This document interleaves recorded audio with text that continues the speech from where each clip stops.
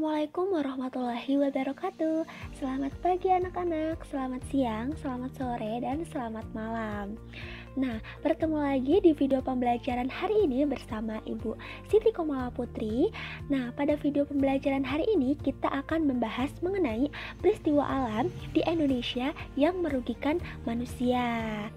Nah, tapi sebelum kita lanjut ke video pembelajarannya, Ibu mau tanya kabar kalian terlebih dahulu ya. Bagaimana kabarnya anak-anak di rumah? Semoga selalu sehat dan tetap semangat belajarnya walaupun kita masih online ya. Nah, untuk menambah semangat anak-anak di rumah, kita tepuk semangat dulu ya. Kita tepuk semangat bersama-sama. 1, 2, 3. Tepuk semangat. Semangat. Yeay. Nah, karena anak-anak di rumah sudah semangat, Ibu akan menyampaikan tujuan pembelajaran pada video hari ini. Yang pertama, itu adalah supaya anak-anak dapat mengetahui peristiwa alam apa sajakah yang merugikan manusia.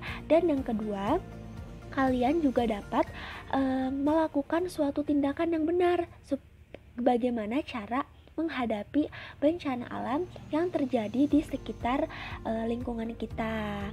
Nah, anak-anak, lebih baiknya sebelum kita lanjut ke video pembelajarannya lagi, kita harus berdoa dulu ya. Berdoa dimulai. Berdoa dicukupkan. Terima kasih. Anak, materi yang akan kita bahas pada video pembelajaran hari ini yaitu kita akan membahas 3 bencana alam yang terjadi di Indonesia serta merugikan manusia ya, yaitu yang pertama gunung meletus, yang kedua gempa bumi, dan yang ketiga tsunami. Kita bahas yang pertama itu adalah gunung meletus ya. Nah, Indonesia itu berada pada jalur cincin api Pasifik, sehingga tidak mengherankan lagi bahwa di wilayah Indonesia itu banyak gunung berapi yang masih aktif dan sering terjadinya bencana gunung meletus.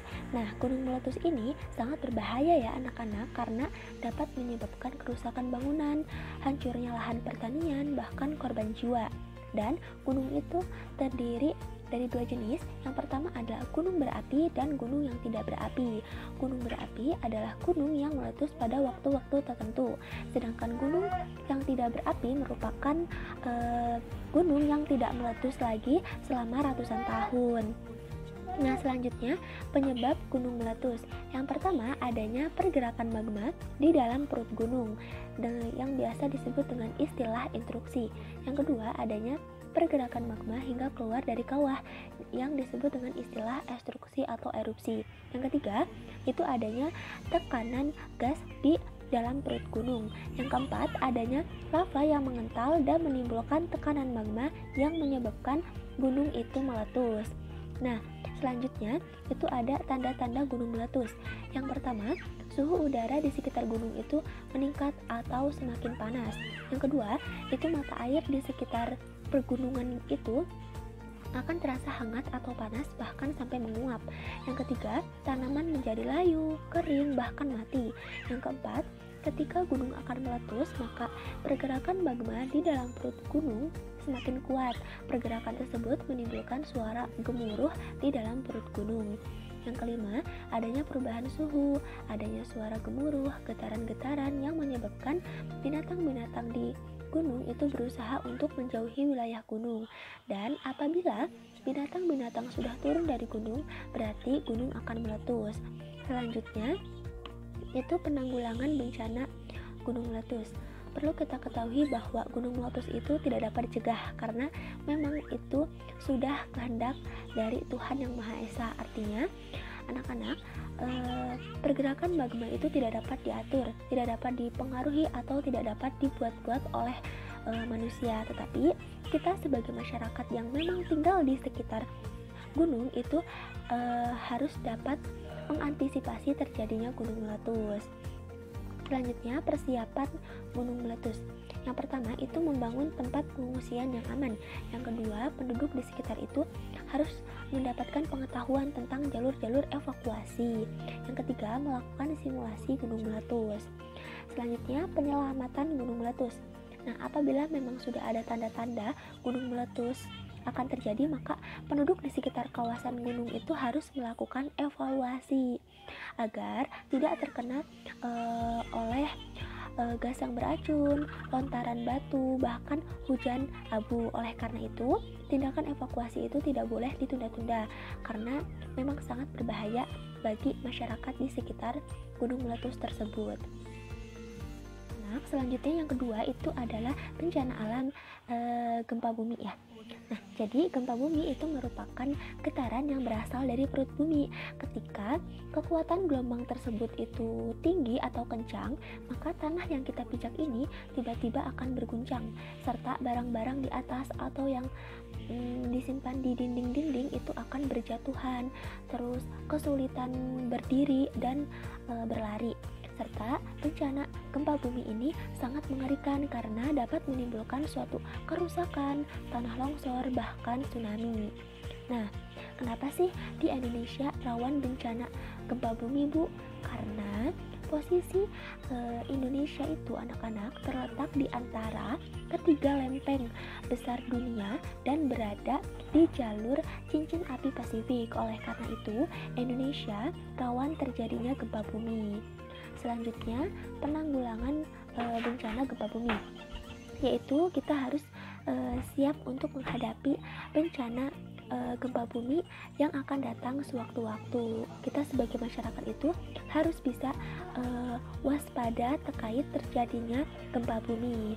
Selanjutnya itu adalah tindakan persiapan menghadapi gempa bumi. Yang pertama, di dalam kendaraan diusahakan mematikan mesin kendaraan dan berhenti. Yang kedua, di dalam gedung atau bangunan, yaitu lindungi diri terutama bagian kepala dan masuk ke kolong yang bagian atasnya itu kuat ya anak-anak. Dan yang ketiga, jika ada di luar bangunan, maka berlari ke tempat yang luas seperti lapangan misalkan. Seperti itu ya anak-anak. Yang ketiga itu bencana alam tsunami. Tsunami adalah gelombang raksasa yang terjadi karena adanya pergeseran di dasar laut. Selanjutnya itu ada penyebab terjadinya tsunami. Yang pertama, gempa di dasar laut. Yang kedua, longsor di laut. Yang ketiga, letusan gunung api. Nah, penanggulangan tsunami. Kita tidak dapat mencegah terjadinya tsunami ya anak-anak, karena memang itu merupakan kehendak dari Tuhan Yang Maha Esa. Tetapi kita dapat melakukan usaha antisipasi untuk mengurangi dampak terjadinya tsunami tersebut. Nah, biasanya itu mencari informasi besaran skala gempa. Yang kedua, menuju tempat tinggi seperti perbukitan dan gunung. Selanjutnya, bangunan di pesisir pantai itu harus direncanakan agar tidak terpengaruh oleh gelombang tsunami. Anak, video pembelajarannya sudah selesai. Ibu harap kalian dapat memahami ya tentang peristiwa alam di Indonesia yang merugikan manusia. Dan semoga materi yang Ibu sampaikan ini dapat menambah pengetahuan anak-anak di rumah.